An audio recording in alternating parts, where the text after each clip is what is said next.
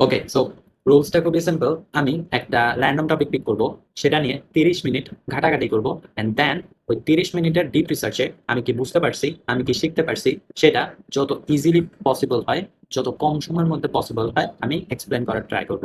So চলেন একটা random topic pick করি।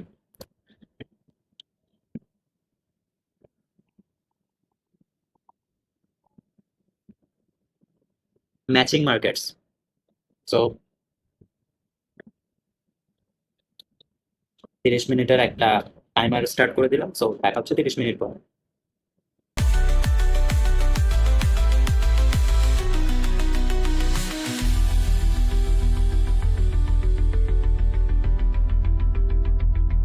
ওকে, সো দেখেন, পৃথিবীতে প্রত্যেকটা কাজেরই দুইটা পক্ষ থাকে।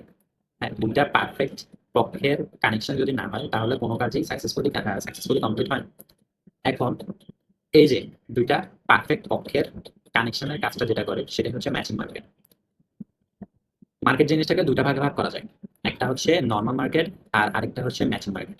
নর্মাল মার্কেটে হচ্ছে নর্মালি, মানে হচ্ছে আপনি আমাকে এটা দিবেন, আমি আপনাকে এটা দিব, দ্যাটস ইট, আর কোনো প্রেফারেন্স নেই।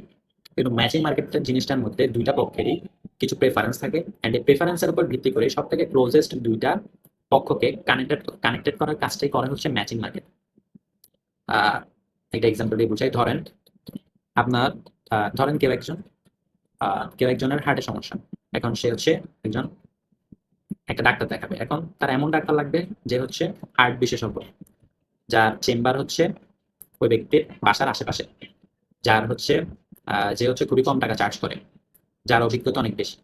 আরো অনেক প্রেফারেন্স থাকতে পারে। আবার যে ডাক্তার, তার প্রেফারেন্স হচ্ছে তার এমন রোগী লাগবে যার হার্টের সমস্যা, যার এমন রোগী লাগবে যে হচ্ছে ওই সার্টেন অ্যামাউন্টটা তাকে দিতে পারবে।